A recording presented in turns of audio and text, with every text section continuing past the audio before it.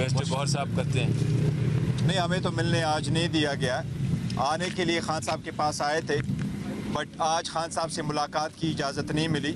جس طرح لیڈر صاحبان کو نہیں دی, تو یہ ہمیں کہا گیا کہ 6 بندوں کی اجازت دی. جو 6 آلریڈی جا چکے ہیں, تو وہ باقی لوگ نہیں جا سکتے. اینی وے ہماری کوشش تو یہی ہے کہ یہ دوریاں ختم ہو, ہم آگے کی طرف بڑھے. لیکن ہر مرتبہ رکاوٹ کھڑی کی جائے گی تو معاملات آگے کیسے بڑھیں گے اور کس طریقے سے بہتر ہو.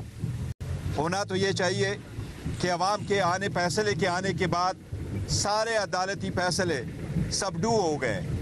وہ ساری عدالتی فیصلے لوگوں نے دیکھے تھے کہ وہ جس تیزی کے ساتھ دیے گئے تھے, جس عجلت کے ساتھ حق ریفیوز کر کے دیے گئے تھے. اس لیے سوری دنیا نے دیکھا ہے کہ اس وقت خان صاحب کا اڈیالہ جیل میں ہونا یہ غیر آئینی اور غیر قانونی ہے. یہ فقط ہیومن رائٹس کی وائلیشن ہے کہ آپ نے خان صاحب کو پولیٹیکل بنیادوں پہ جیل میں رکھا ہوا ہے.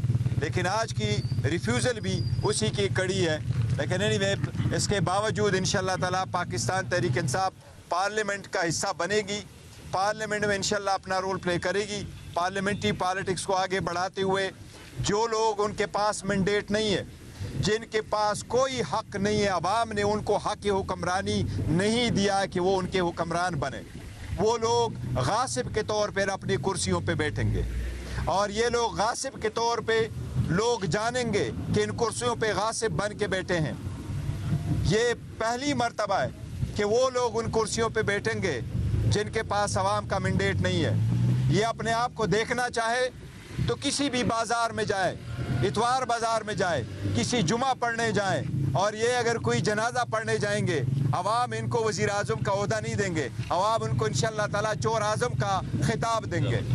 اور انشاءاللہ عوام یہ چور اعظم کو سے حساب پھر بھی لیں گے. پی ٹی آئی پارلیمان کی بالادستی پہ یقین رکھتے ہوئے ہم انشاءاللہ تعالیٰ پارلیمانی سیاست میں رول پلے کریں گے انشاءاللہ تعالیٰ. جس طرح آپ نے بتایا کہ بانی پی ٹی آئی جو ہے وہ اب آئی ایم ایف کو خط لکھنے جا رہے ہیں. آپ خود ماشاءاللہ بڑے عقل مند انسان ہے, بڑا ایکسپیرینس ہے آپ کے پاس. کیا آپ نے عمران خان کو بتایا نہیں کہ اس خط کے بعد پاکستان ایک بہت بڑی مشکل میں پھنس جائے گا؟ جی نہیں, دیکھیں میرا خیال ہے میں تو ان سے ایگری کرتا ہوں اس بات پہ, اور میں اس لیے ایگری کرتا ہوں کہ جب بھی آپ نے پہلی سٹیپ لینی ہے آئی ایم ایف کے ساتھ یا کسی بھی انسٹیٹیوشن کے ساتھ, تو آپ کو یہ دیکھنا ہے کہ کیا اس ملک میں جمہوریت ہے کہ نہیں. یہ جو کنڈیشن ہے کہ ایک آڈٹ ہونا چاہیے, اور آڈٹ کے بعد فیصلہ کیا جائے کہ کس کو کون جیتا کون ہارا اور الیکشن کا کیا رزلٹ ہے. جب تک وہ نہیں ہوگا تب تک ہماری جو ایک اللیجٹمیٹ, ایک غیر قانونی, غیر آئینی ایسی حکومت جس پہ لوگوں کا اعتماد نہ ہو, اس کے ساتھ کس طرح ڈیل کی جا سکتی ہے. تو میرا خیال ہے یہ کنڈیشن جو ہے یہ بڑی ایک اس میں دیکھیں ایک چیز یاد رکھنا, پاکستان تحریک انصاف کبھی کوئی ایسی سٹیپ نہ لی ہے نہ لے گی جس سے پاکستان کی اکانومی کو نقصان ہو. ہم تو چاہتے ہیں کہ بہتری کی طرف ہو.